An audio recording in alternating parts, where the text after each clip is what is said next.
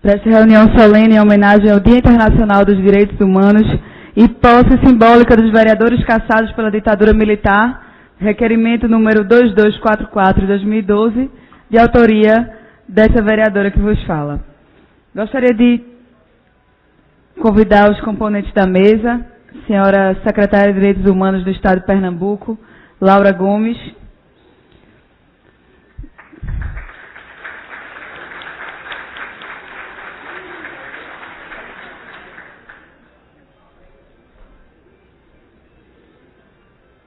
Senhora Amparo Araújo, secretária de Direitos Humanos e Segurança Cidadã da Prefeitura do Recife.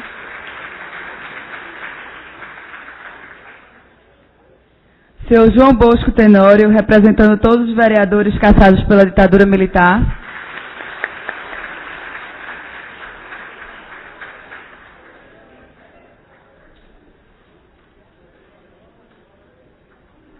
Senhor Fernando Coelho, presidente da Comissão Estadual da Verdade.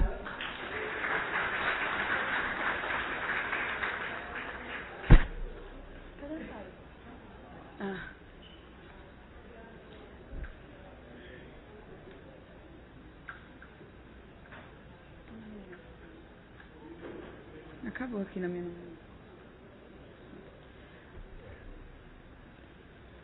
Convido a todos os presentes para que de pé escutemos o hino nacional.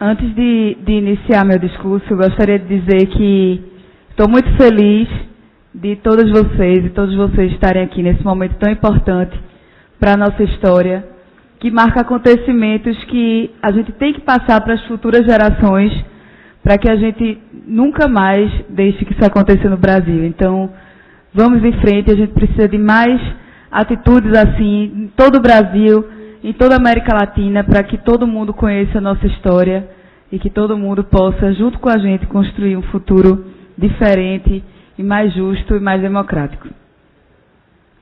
Esta é uma manhã emocionante e histórica para o Recife. Hoje, temos a oportunidade de fazer justiça, ainda que tardia, devolvendo a quem de direito os mandatos conferidos pelo povo e cassados pela força bruta. É mais que uma homenagem, representa o reconhecimento da importância de se lembrar aqueles que não deixaram de lutar pelo que acreditavam e sofreram com a repressão, supressão dos seus direitos e direitos do povo. Fatos lamentáveis de nossa história que precisam ser registrados, repassados, principalmente a nossa geração, que teve o privilégio de nascer e crescer em um Estado democrático de direito. E o dever que temos hoje não é menos importante. Temos a obrigação de consolidar essa democracia, ainda tão jovem, e garantir que as atrocidades pelas quais passou o nosso país nunca mais aconteçam. Atravessamos um momento especial da história do Brasil. Estamos empenhados no resgate do que de fato aconteceu em 20 anos de ditadura militar. Eduardo Campos foi o primeiro governador brasileiro a criar uma comissão da verdade, motivado, inclusive, por sua própria história familiar. A cada dia, precisamos conscientizar mais agentes públicos, não somente aqui no Brasil, mas de toda a América Latina, de que é urgente e imprescindível que reescrevamos nossa história. Desta vez, sem versões mal contadas. Desta vez, apenas por uma ótica, a da verdade. Os arquivos estão sendo abertos e documentos que pareciam estar perdidos ou destruídos, finalmente vão sendo encontrados. Gente que vivenciou aqueles momentos e nunca teve a oportunidade de falar, hoje tem esse direito. Desta maneira, com maturidade e sentimento do dever, vamos cumprindo a nossa tarefa. Tudo isso servirá para que possamos viver com tranquilidade o presente e, principalmente, para que possamos construir um futuro mais justo.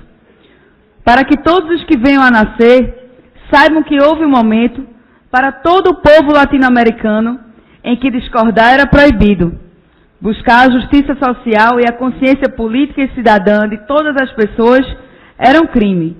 E quem tivesse a coragem de enfrentar esse sistema nefasto poderia pagar com sua liberdade, com o exílio, com sua integridade física ou psicológica e com sua própria vida.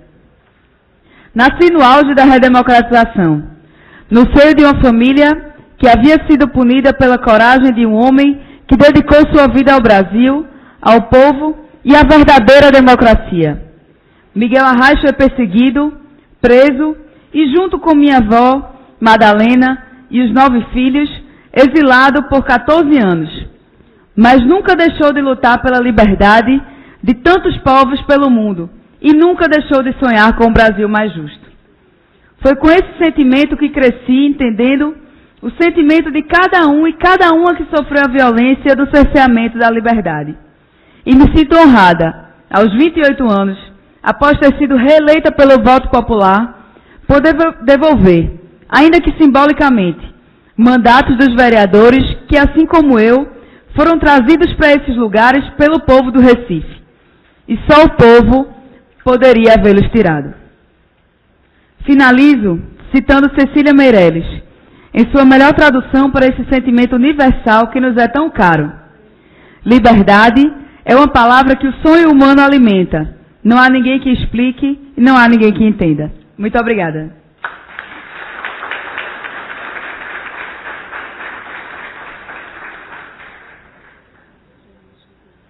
Gostaria de convidar a senhora Amparo Araújo para fazer suas colocações.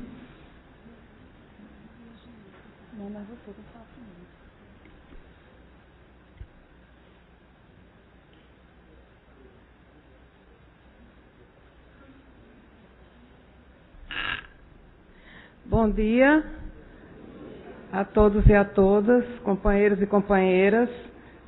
A vereadora Marília Reis, autora do requerimento, a Laura Gomes, secretária de Direitos Humanos do Estado, o senhor João Bosco, representando todos os vereadores, e o Fernando Coelho, que é o presidente da Comissão da Verdade do nosso Estado. Como Marília já disse, foi a primeira comissão criada a nível do Estado, do Poder Executivo, depois da Comissão Nacional da Verdade.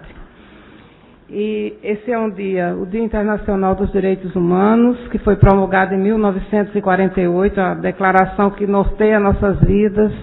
Entretanto, infelizmente, o Brasil ainda cumpre poucos artigos dessa declaração, que são 30 artigos. Nós, infelizmente, não cumprimos ainda nem 10. Então, eu quero aproveitar esse momento para dar um presente para a cidade do Recife, que é um guia turístico que está disponível na internet, que se chama Recife Lugar de Memória, e uma parte deles tem várias rotas, a Rota do Açúcar, a Rota da Revolução de 1817 e tem a Rota da Ditadura, que... Está tudo pronto aí, Vitor? Está aí? Podemos começar.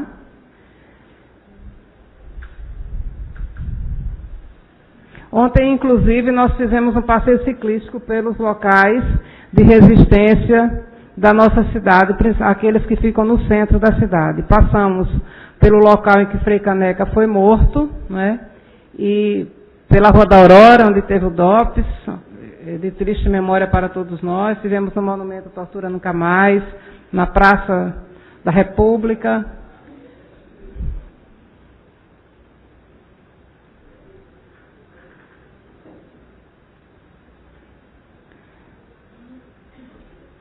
Podemos deixar então para depois, Rafael? Tivemos ali um problema. As novas tecnologias, elas são tão temperamentais quanto nós humanos. Então, de vez em quando, elas Pronto, então está ali. Está muito bonito esse trabalho. Ele está sendo impresso também. Vai ser distribuído de forma impressa. Se chama Recife Lugar de Memória. Né, e ele passa, pode ir passando. Passe. Aí que é a rota da ditadura. São 5 rotas, uma delas é da ditadura. Então ela começa com o golpe, os locais do Recife, por onde passou os principais acontecimentos do golpe. Pode ir passando, Rafael. Não mal dá para eu enxergar daqui, mas vocês vão receber um cartãozinho onde tem o site da internet, de onde ele pode ser baixado. Nos iPhone, nos iPad, nos iPod, em todos os AIs que a tecnologia nos possibilita hoje, vocês vão poder ter esse guia. É importante que compartilhem com as redes sociais. Né? Nós optamos por ter ele impresso e nas redes sociais, porque hoje é o meio de comunicação mais utilizado. Mas agora, nesse momento, está terminando aí, né, Cacilda? Nosso companheiro Gregório Bezerra, a Casa da Cultura, onde vários companheiros nossos ficaram presos, onde morreu Capivara, Dom Helder Câmara, e tem a Igreja das Fronteiras, onde ele morou toda a sua vida. Né? Aí onde Padre Henrique foi morto, na cidade universitária, está marcado aí também. Cacilda, passa, por favor. Pronto, tem todas as ruas do Buriti. Aí o Presídio Bom Pastor, a colônia penal feminina, onde ficaram as presas políticas, o Monumento Tortura Nunca Mais, onde tem também o monumento a Padre Henrique, onde Paulo Freire viveu, e a rota desses locais, dessas marcas da memória que tem o Recife. Esse projeto ele faz parte do Programa Nacional Marcas da Memória, que é do Ministério da Justiça e da Comissão da Anistia. Agora, eu queria quebrar radicalmente o cerimonial e chamar a minha companheira Geni para que ela fale para vocês o que essa ditadura significou na vida das pessoas. Geni, por favor.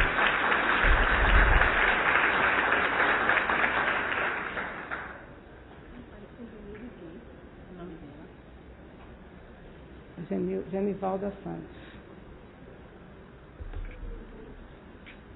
que ela vai também distribuir para vocês no final do evento esse livro que conta o martírio de seu marido, o José Manuel da Silva, pernambucano de Toritama, que foi barbaramente assassinado na Granja São Bento.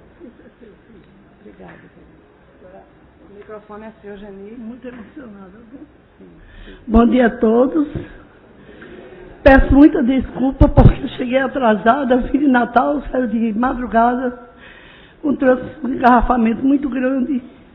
Mas o que me chocou muito quando eu cheguei aqui foi quando eu passei de frente ao DOPS. Comecei a reviver todo aquele passado que eu vivi aqui em Recife. É difícil demais.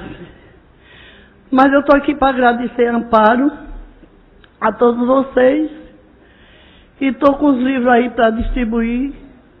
O que a ditadura fez comigo, com minha família, com o povo brasileiro, a maior vergonha dessa história desse país. Foi terrível. Meu marido foi preso em Toritama, no dia 7 de janeiro, trazido para Recife, e com 2 dias depois, eu soube que ele tinha sido morto numa Granja São Bento, coisas que eu não sabia, que não conhecia.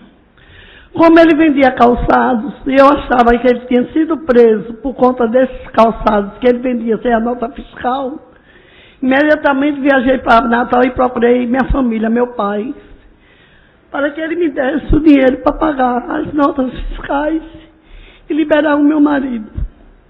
Meu pai disse: volte para Toritama, vá lá onde você tem que agir, procure saber o débito, eu não tenho dinheiro, mas te garanto que amanhã ou depois seu marido está solto.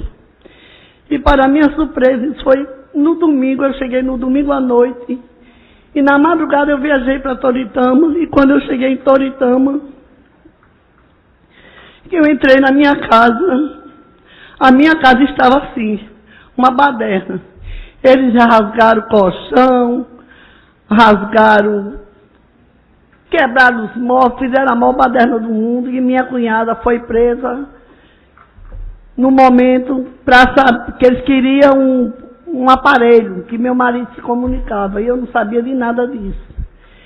E eu fiquei em Toritama durante esse tempo todinho, uns 15 dias, quando saiu a morte dele, aí eu vim para o DOPS aqui do Recife. Eu queria saber onde meu marido estava enterrado. E descobri que foi no cemitério da Vaz. Passei 2 anos pagando um coveiro, e com 2 anos que eu vim pagar, o rapaz disse: olha, o seu marido vai ser jogado numa vala. Eu disse: mas de jeito nenhum, não aceito isso. Eu tenho família, eu tenho filhos, são pequenos, mas amanhã eu tenho que levar esses ossos para Natal. E eles: como a senhora vai fazer? Eu digo: não sei. Nisso eu esperei o cemitério fechar, sair. Quem conhece o cemitério da Vaz, tinha umas barraquinhas. Eu fui ali, comprei 2 sacos de lixo, uma bacia e uma garrafa de álcool. E quando eu volto, o cemitério está fechado, eu pulo o muro. E o coveiro estava lá no final do cemitério. Ele disse: a senhora é louca? Eu disse: não, eu só quero os ossos do meu marido, que está enterrado aqui. Se eu não posso fazer isso, o senhor não pode, mas eu posso. Peguei uma enxada e comecei a cavar, e tirando os ossos, ele teve pena de mim, começou a me ajudar, e eu botei numa bacia. Lá, isso era rapidamente, lavando, secando, passando álcool. Pus em 2 sacos e enterrei na secretaria, do lado da secretaria. Passaram muitos anos depois, conheci, através de Beto, um historiador lá de Toritama, Amparo, e nós viemos fazer o translado de José Manuel para Toritama. Foram muito sofrimentos, porque durante esse período eu fui presa, eu fui estuprada, eu tive que fazer um aborto. Eu perdi meu pai morreu de infarto. Então foi uma vida muito atribulada, que eu vivi aqui no DOPS direto. Quase toda semana eu estava aqui para ser interrogada, e eles queriam que eu dissesse a verdade. E qual verdade que eu não sabia? Para mim, meu marido era inocente. Continuo achando ele inocente, porque todo mundo tem o direito de ter um ideal, mas ninguém tem direito de tirar a vida de ninguém. Só quem tem direito de tirar a vida é Jesus. E foi muito sofrimento para mim e minha família. E depois nós fizemos o translado, e Na época, o governador daqui, Miguel Arraes, foi muito bom para mim. E eu disse, doutor Miguel Arraes, eu quero lavar a honra da minha família, a honra do meu marido. Quero que vá no carro do Corpo de Bombeiro, com os policiais, a bandeira do Brasil em cima da urna dele, e assim mesmo foi feito. Saímos daqui de Recife para Toritama, onde eu cheguei a levar 5.000 pessoas à rua, senadores, vereadores dessa cidade, prefeito, muita gente. E eu fiz o traslado, lavei a minha honra, lavei a honra do meu marido e da minha família. Porque a ditadura ela foi muito cruel, não só comigo, com todos os brasileiros daquela época. Então eu acho que essa história que está sendo entregada aí a vocês agora, esses livros, isso não pode ficar só dentro de um plenário, não. Tem que ir para as escolas, para a faculdade, tem que ir para a rua. Para o povo brasileiro saber o que a ditadura fez. Eles estão aí passando de bonzinho, muito bonzinho. O Cabo Anselmo foi o maior amigo do meu marido na Marinha, lá Chega Jesus, na Associação dos Marinheiros. E foi o Cabo Anselmo, que foi o delator, que mandou matar. Só não, meu marido, a esposa dele, grávida, que ela me procurou lá em Toritama fazer um aborto, ele, e eu disse que jamais eu faria isso, porque eu sou contra um aborto. E no fim, eu fiz um aborto e tentei suicídio 8 vezes, por conta da ditadura. Então, minha gente, é muito chocante. Eu quase que não chego aqui. Desde ontem à noite eu estava dizendo, Jesus, me dê força para eu chegar naquele lugar. Porque é você reviver toda aquela história que você passou. Mas eu sou uma pessoa que eu não sou uma pessoa covarde. Eu vou até o fim. Eu já fui para Brasília. Se precisar de ir, irei outra vez à Comissão da Verdade. Já participei em Natal. Eu não quero injustiça, entendeu? Mas eu quero que Anselmo assuma o que ele fez. Não passar por bonzinho como ele vai para a televisão dizendo que não fez. Ele fez, ele foi, para mim, um canalha, foi um cretino. Me desculpe, os termos que eu estou usando é de dor. Uma pessoa que conviveu tanto com meu marido e ser um traidor como ele foi, é difícil a gente aceitar. Entendeu? Então, é isso, a minha palavra. Eu trouxe os livros, estão aí para vocês. Fiquei muito, muito, muito, muito chocada. Eu estou aqui tremendo quando eu comecei a reviver tudo aqui na Secretaria de Segurança Pública. Tudo aquilo que eu passei foi muito triste para mim. E eu só tenho a agradecer a presença de vocês. Que Jesus, cada dia que se passa, Ele continue tomando conta desse país, para que não tenha outra ditadura. Porque, amiga, se tiver outra ditadura, essa Geni não permanece não, porque eu tenho certeza que dessa vez eu passo, porque eu não tenho nervo nem condições, já sofri demais, demais, demais. A minha vida é o eterno sofrimento. Os anos estão se passando e continuam. As minhas filhas não vieram hoje porque estão doentes, não puderam vir. Mas é triste, se você vê as fitas que eu tenho aí, que eu dei para Amparo, o depoimento da minha filha foi chocante. A minha filha tinha 2 anos e 6 meses, a caçula. Mas é chocante o depoimento dela. Então, eu vivi tudo isso. Não só eu, como muitas famílias. Eu ainda continuo dizendo que eles foram o herói do Brasil. Eles continuam sendo o herói. Porque você doou a sua vida por uma nação, por um país desse. Eles têm que ser considerados herói. E se tivesse... E se tivesse eu de fazer tudo de novo, se Zezinho tivesse vivo, eu estaria ao lado dele. Porque democracia é coisa muito boa. E eu tenho certeza que o amor que meu marido tinha por esse país, por essa nação, pelos marinheiros que não podiam casar no civil, casavam escondido quando eu me casei, e eles queriam ter uma liberdade de estudar, de andar à paisana, não andar de farda, isso é muito gratificante. Por tudo que ele passou. Olha, Zezinho, aonde você estiver, eu sei que você está bem. Porque a sua família não foi covarde. E nem será. Eu estou com 69 anos. Mas o que der e vier, eu estou aqui para tudo. Desculpa eu não falar mais, porque eu estou muito emocionada. Eu estou com a taxa de glicose muito alta, eu estou tremendo muito. Vou ter que tomar um pouquinho de água para não passar mal. mas agradeço de coração.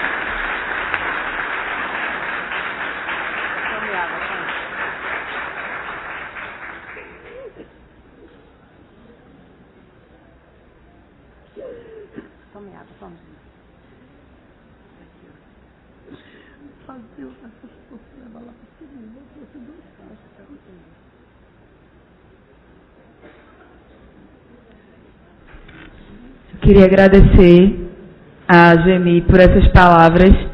São importantes para a gente lembrar e para a gente fazer com que essas pessoas que um dia na nossa história foram tratadas como criminosas, como traidoras do país, sejam reconhecidas por todos nós como pessoas que na verdade estavam lutando para que a gente tivesse justiça, para que a gente tivesse democracia, eram os verdadeiros heróis do Brasil, ao contrário do que o regime militar procurava pregar. Gostaria de chamar agora para fazer suas colocações o vereador João Bosco Tenório, representando todos os vereadores caçados pela ditadura militar.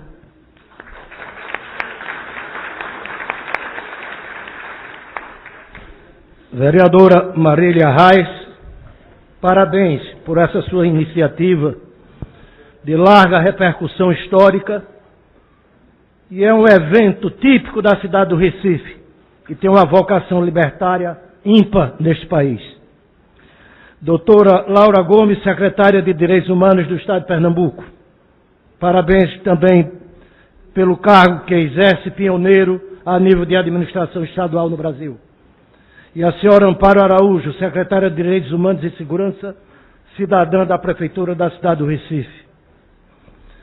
Esta iniciativa da vereadora Marília Reis de promover sessão solene ao Dia Internacional dos Direitos Humanos e a posse simbólica de 6 vereadores caçados pela ditadura, Jarbas de Holanda, Luiz Cavalcante, Ivan Cidreira, Alfredo Francisco, Felício Coelho e eu, muito me orgulha ser o porta-voz dos 6 vereadores. Esta é uma oportunidade de esclarecer fatos, que estamos aqui contando com a presença de Fernando Coelho, presidente da Comissão da Verdade no Estado de Pernambuco.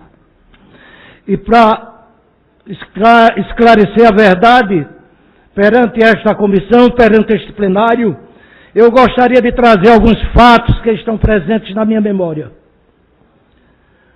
Em 1968, membro da Juventude Estudantil Católica, junto com alguns companheiros, entre eles Ricardo Carvalho, jornalista dos melhores de sua geração, e Antônio Rocha, comigo estudante, e que hoje faleceu, atendemos a um pedido de deputado Andrade Lima Filho, presidente do MDB na época, e resolvemos disputar uma vaga de vereador nesta casa.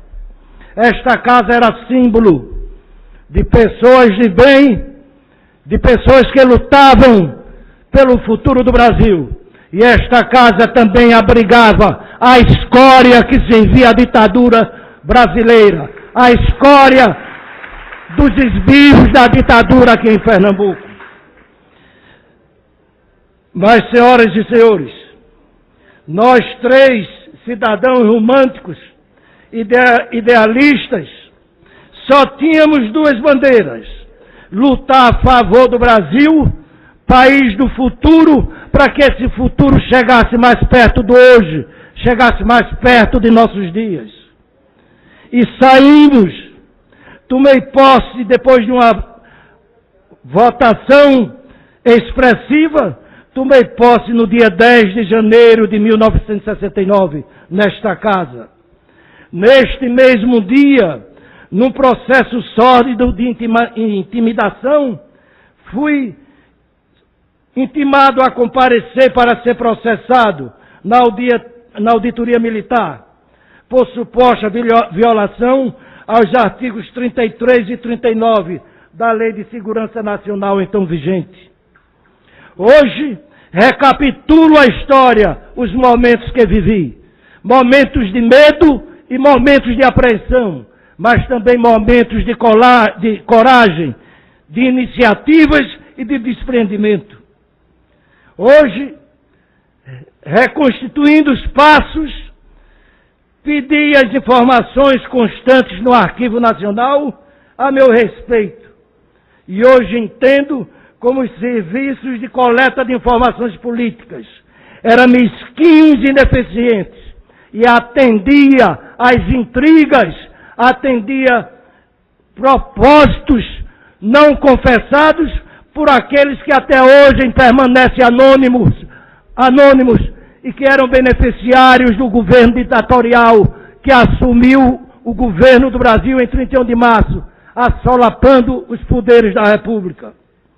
Nessas informações, constatei que João Bosco Tenório Galvão, um estudante de 22 anos de idade, era apontado como o principal mentor do Partido Comunista do Rio Grande do Norte ao Rio Grande do Sul. Era uma mentira desbragada. Vim conhecer o Rio Grande do Sul no ano de 1971. Nunca fui comunista. Sempre fui o que sou hoje. E quando eu digo que nunca fui comunista, é que nesta hora é bom que se diga. Tem gente dizendo que foi preso, processado, torturado. Eu nunca fui preso. É outra mentira que consta nos acervos do Arquivo Nacional. Nunca fui do Partido Comunista, embora tenha muitos motivos para me orgulhar dos comunistas que conheci, como Paulo Cavalcante, Gregório Bezerra, Bairro Sarinho.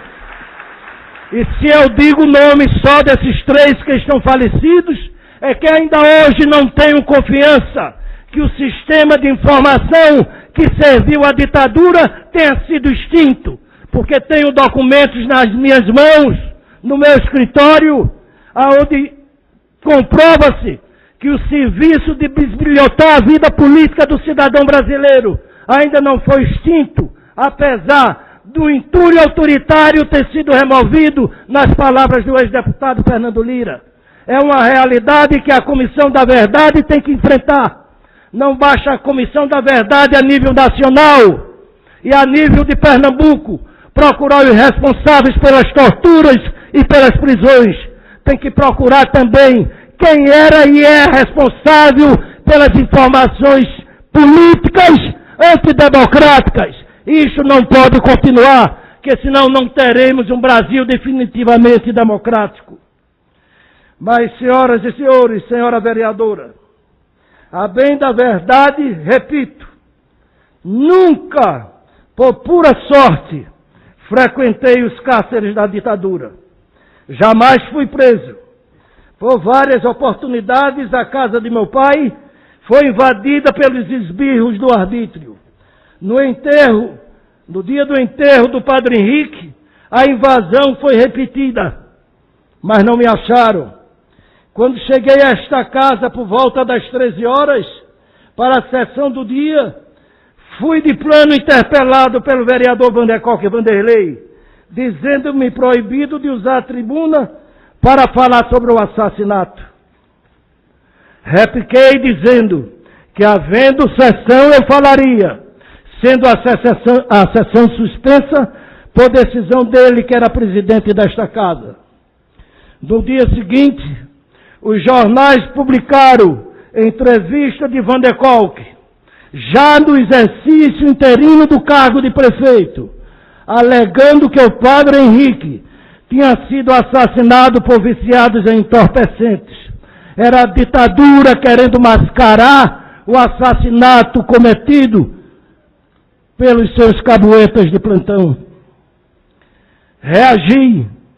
Numa sessão no plenário antigo, apontei como responsáveis os mesmos que atentaram contra a Universidade Católica de Pernambuco, contra o estudante Cândido, o CCC, como eles mesmos se rotulavam. Uma minoria fascista, organizada, tendo seus passos acobertados pelas pessoas que seriam responsáveis pelo cumprimento da lei. Mas, senhor presidente, senhora vereadora, advogado e amigo Fernando Coelho, voltando a falar sobre a coleta de informações sobre as atividades políticas dos cidadãos.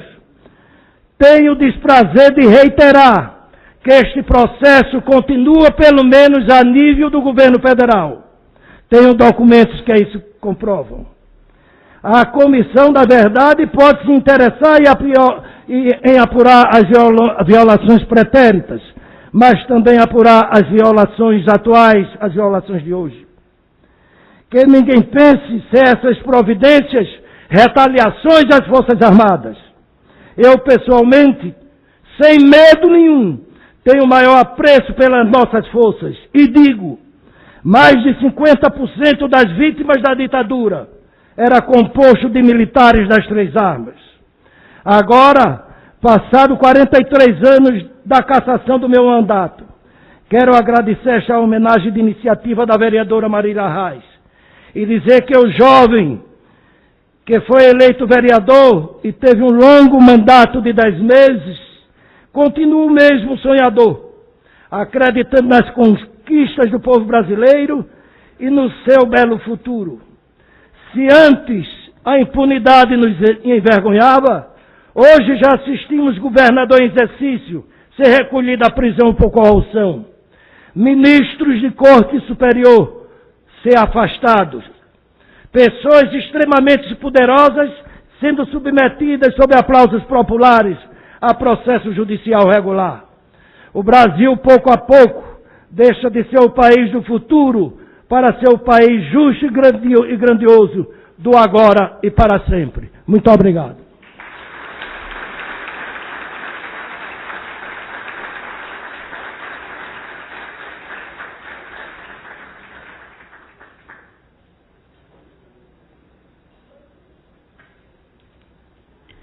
Gostaria de dar meus parabéns ao vereador João Bosco e dizer que a gente que está aqui compondo essa legislatura de agora, que pudemos ter sido eleitos pelo voto popular e terminar o mandato, nós nos orgulhamos muito de participar dessa casa que foi tão importante nas revoluções da nossa cidade.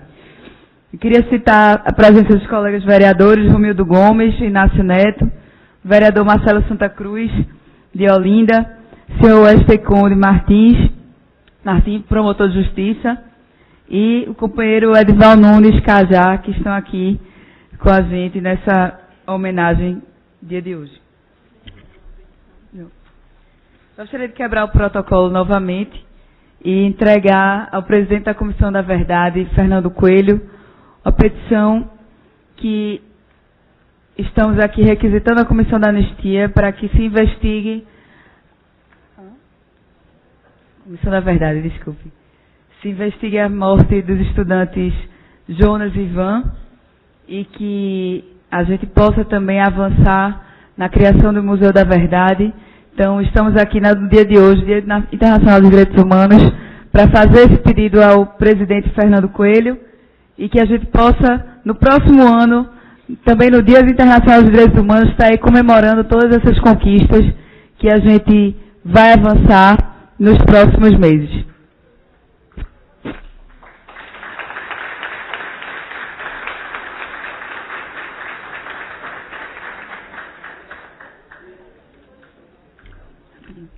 Eu convido a todas e a todos agora para fazer o encerramento da placa, para que a gente deixe nessa casa José Mariano marcada quais foram os vereadores que tiveram seus mandatos populares cassados pela ditadura militar.